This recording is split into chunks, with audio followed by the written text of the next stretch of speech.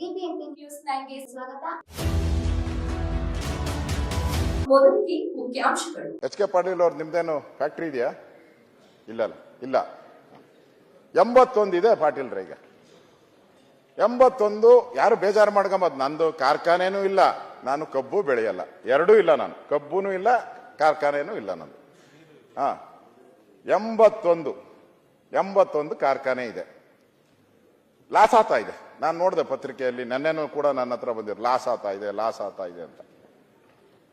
ಈಗ ಇವರಿದ್ದಾರೆ ನಮ್ಮ ಮಂತ್ರಿಗಳು, ನನ್ಗೆ ಗೊತ್ತಿರೋದು ಅಂಕೆ ತಪ್ಪಾಗ್ಬೋದು, 32ಕ್ಕೆ ಹೊಸದಾಗಿ ಅರ್ಜಿ ಸಲ್ಲಿಸಿದಾರಂತೆ.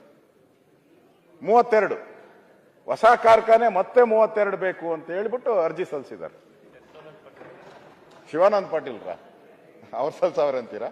ಇಲ್ಲ ರೀ, ಹೊಸದಾಗಿ ಸಲ್ಲಿಸಿದ್ದಾರೆ.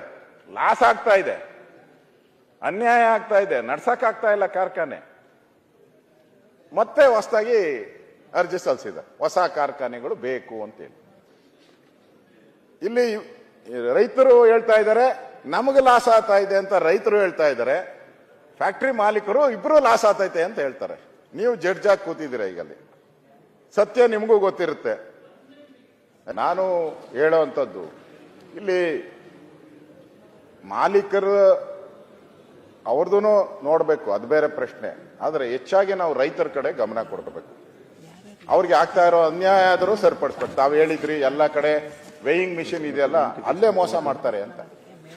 ವೇಯಿಂಗ್ ಮಿಷನ್ನಲ್ಲೇ ಬಹಳ ಮೋಸ ಮಾಡ್ತಾರೆ ಫ್ಯಾಕ್ಟ್ರಿ ಮಾಲೀಕರು ಅಂತ ನೆನ್ನೆ ಮನವಿನೂ ಕೊಟ್ಟಿದ್ದಾರೆ ನನಗೆ. ಆ ಮನವಿ ಏನು ಕೊಟ್ಟಿದ್ದಾರೋ ಅದನ್ನ ಹೇಳ್ತಾ ಇದ್ದೆ.